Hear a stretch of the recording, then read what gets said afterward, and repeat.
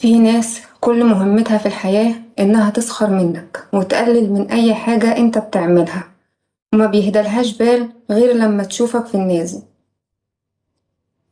أعرف حد لما ما يعجبوش الكلام دايما بيعمل الحركة دي، اللي كلامه ما يعجبكش ويكسر فيك نفضله ونزله من على ودانك.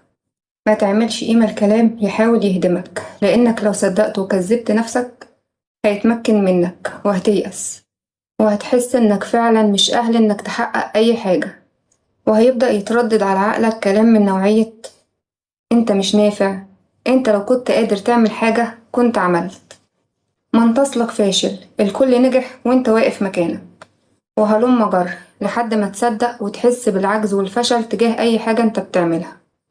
اعرف ازاي تتكلم مع نفسك زي ما بتتكلم مع اي حد وتنصحه. كتير قوي انت بتحتاج للنصيحة وبتنسى نفسك، فاتكلم مع نفسك زي ما بتتكلم مع أصحابك والقريبين منك. صاحب نفسك، اختار الكلام اللي بيدور في عقلك، وما تنساش إن الشيطان كتير قوي بيكلمك بصوتك وكأنك بتكلم نفسك. لما تلقى صوتك بيحبطك اعرف إنه مش انت، وإن ده الشيطان. الكلام اللي بتقوله لنفسك بينعكس عليك وتبدأ تصدر صورتك دي للناس. يعني لو شفت إنك فاشل الكل هيشوفك فاشل، ولو صدقت إنك ناجح وبتسعى لده الكل هيشوفك ناجح، ولو شفت إنك مش مقبول والكل بيكرهك هتكره الناس فعلا فيك، لحد ما هتكره الدنيا باللي فيها بسبب كلمتين قلتهم لنفسك أو سمعتهم من حد كان نفسه يحقق حاجة ومعرفش فقرر يهدم اللي حواليه. وفي ناس بتعمل كده بدون وعي، اللي هو مش معنى هما ينجحوا وأنا لأ، بدل ما يحاول يساعد نفسه ويبدأ من جديد في أي حاجة تانية زي ما ناس كتيرة بتعمل لحد ما يوصل وينجح. في ناس لو محققتش اللي هي عايزاه دماغها بتتقفل وبتصور لنفسها إن دي نهاية الطريق وخلاص مش نافع أي حاجة، مع إن لو بص حواليه هيلاقي ناس كتير محققتش اللي هي عايزاه ونجحت واتميزت في حاجات تانية كتير، ويمكن لو كانوا حققوا اللي هم عايزينه ما كانوش نجحوا فيه. الخيرة فيما اختاره الله لك. ما تقفلش دماغك على حلم واحد وتموت نفسك بالحياة علشان محققتوش.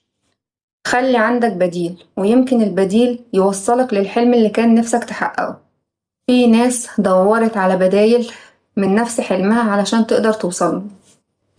يعني اللي كان نفسه يكون دكتور ومعرفش درس طب بيطري، واللي كان نفسه يكون صيدلي درس علوم، ده غير الإعلاميين اللي بقوا ممثلين، والعكس. ولو ركزت مع الناس الناجحة هتلاقيهم درسوا شيء واشتغلوا شيء تاني، وحقق النجاح في حاجات مختلفة، موقفش في حتة وقال خلاص.